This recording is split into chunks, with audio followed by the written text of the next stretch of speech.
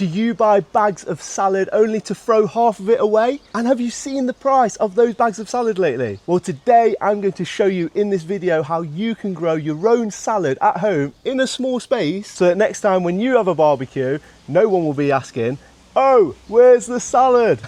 And the best part of it is you'll be harvesting in weeks rather than months because they are so fast growing. Now the first thing you need is something to grow your salad in. I've picked this from B&Q, and the reason I picked this one is because it is self-watering, so I don't have to be watering every 5 minutes, which is amazing because if you can't tell, we're in a heat wave at the minute. First, you're going to want to fill her up. So I'm using peat-free compost.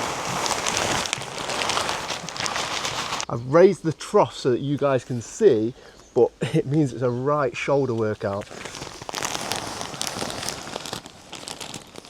Now we're ready for planting. You can still grow all sorts of seeds straight outdoors now, like radish, onions, rocket, and lettuce, and still have time to harvest this year. Sow rocket now and it'll be ready in 4 to 6 weeks. Radish will be ready in as little as 4 weeks. Lettuce, depending on variety, 6 to 8 weeks. And spring onions usually around 8 weeks. And fear not, you can sow these in August and even into September.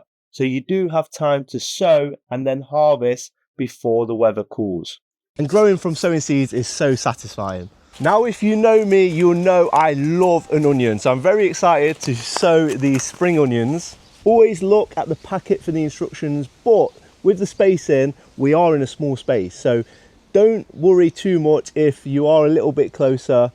You can always thin these seedlings out once they start to grow if they are too close. Usually with a lot of seedlings, you'll be sowing them about 1.5 centimeters deep and just cover them up like so. Now with radish, it's even easier because it comes on this tape. Now because these will be done earlier, I'm going to plant them in between the lettuce and the spring onions so that these will be done and then I can crack on with the other things.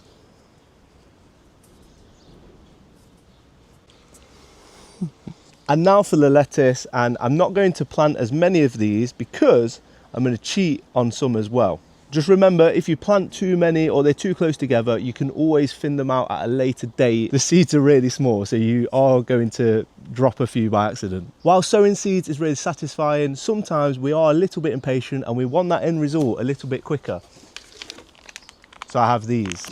I'm going to plant these small lettuce plants as well, and then I'm going to have a little bit of succession with the lettuce seeds that I've planted here after these have been all used up. They're really easy. Just look at the spacing on the label and then put them out like so. Again, I have gone a little bit closer just so I can get as much in this small space as I can. It's always nice to plant different types of lettuce, so then you have those different textures, different colours within the salad bowl, and just makes it look prettier and has different flavours in each one. There we go, I'll plant those somewhere else. Now, I think the most important thing to remember when growing your own salad is grow things you love to eat. There's no point in growing kale if you're going to avoid it all summer. So, I love peppers. So I'm going to plant peppers. Now, peppers are usually grown in greenhouses or polytunnels. We're getting that good of summers now here in the UK where you can grow a pepper outdoors and you will be getting a few peppers during that summer. So I love peppers. You can also grow chilies. I am an absolute wuss when it comes to spices. So I picked this one up because I like the colour of the leaves and I thought it would look nice. But I can tell you, I won't be eating any of those chilies, but maybe if someone comes over, they want to try one themselves.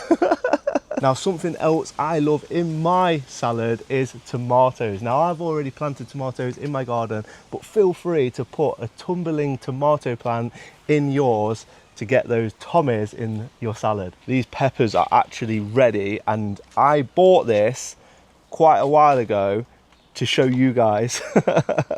So it's been waiting for me to plant. So I'm going to plant these at the back. Now your peppers and tomatoes, if you are going to plant some of those, are going to need heat. So make sure you plant it and put it in a sunny spot in your garden. Your salad leaves like lettuce, they can grow in partial shade, so you're going to have to keep your soil moist if you are planting with peppers and tomatoes. That is why I've got this self-watering trough to help me out. Obviously feel free to use a trowel for this, but I do like to get my hands in the dirt. I've been really careful to leave the space to plant these. So I wasn't just moving the seeds around that I've already planted. I'm going to plant this somewhere else, or maybe even give it to a friend who hasn't got as much of a sensitive tongue as me.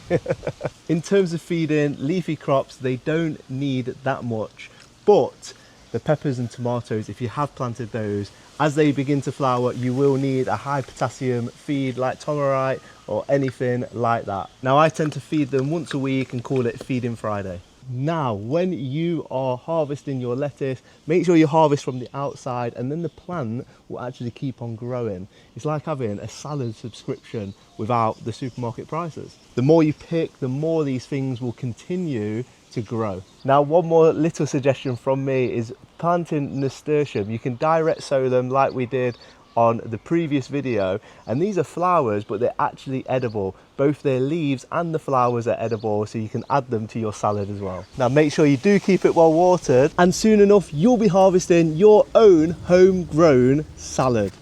Let me know in the comments, what are your must-haves in your salad?